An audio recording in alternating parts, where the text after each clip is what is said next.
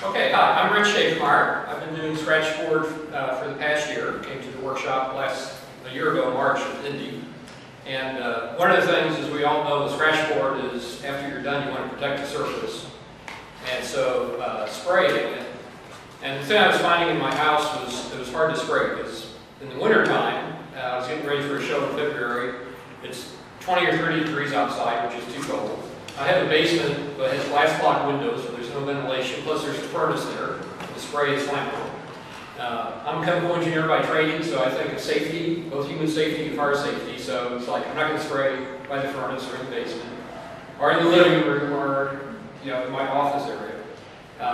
So I looked into buying a spray booth, but they're usually $100, $200, $300, and then they're huge or permanent. I didn't have a good spot to put it. So did a little internet research and found some descriptions of some things people made, and then came up with my own design out of cardboard and good old duct tape. The other thing was you need a source to pull the air through, and people talk about using like a house fan, but it doesn't bring a whole lot of airflow.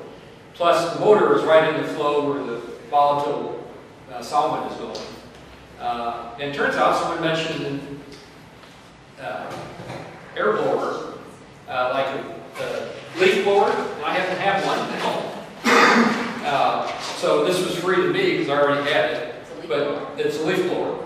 And basically, you can find them at Home Depot or Lowe's for reasonable price, or probably at yard sales if you don't have them.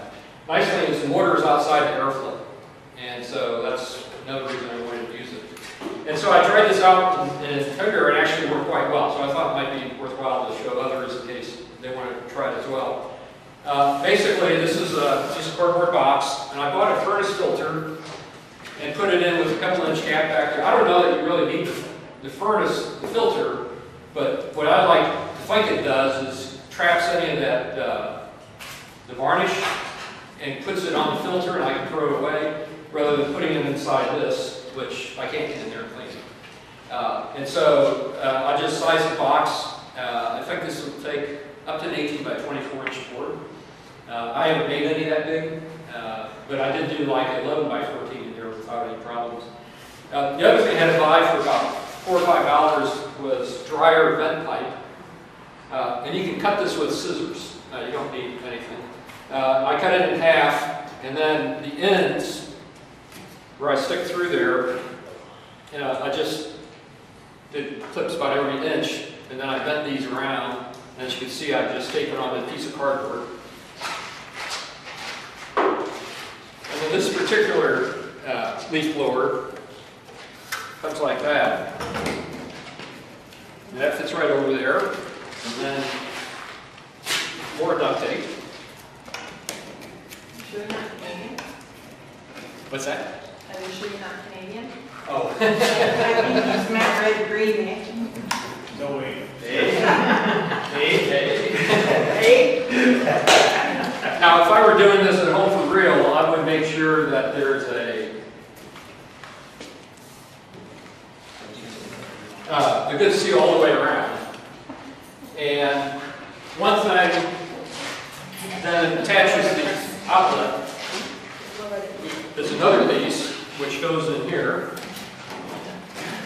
and I take it around there, and this fits up into a window that ours happen to be slide sideways, so that's why this sits this way. If you have a window go up and down. I have the size, so I just bend it, a little bit. It slides right in there. I close the window, and I get a good seal. And then you can see the saying where the things are cut and fit back. Now this I didn't tape, because the first time I did it, I taped it. About halfway through in the room, I started saying, man, I smell solvent in here. What's going on? Well, the tape peeled up, filled about half that space, and the air was blowing back around the cardboard. But if I go outside, I put my hand on this, there is a really good blow of air. And so, going back to this side of things, I put this on, I have a drawing table that I scratch on. I just flatten it out, put this on the top, stick that out the window. And then up in this section, when I have it turned on, I just stand here. Typically I have the pieces mounted just slightly. Oh, just take one of these.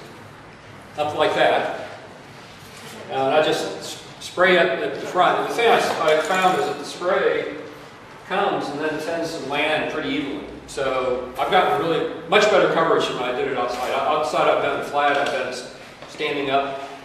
And most of the times, you know, I have trouble getting good even. This one gives a really good job of nice even coverage. So you spray it with the board flat? I spray it with the board flat. And then, like Lorna was saying, not one really heavy coat, but 5 or 6 light ones. So I spray it.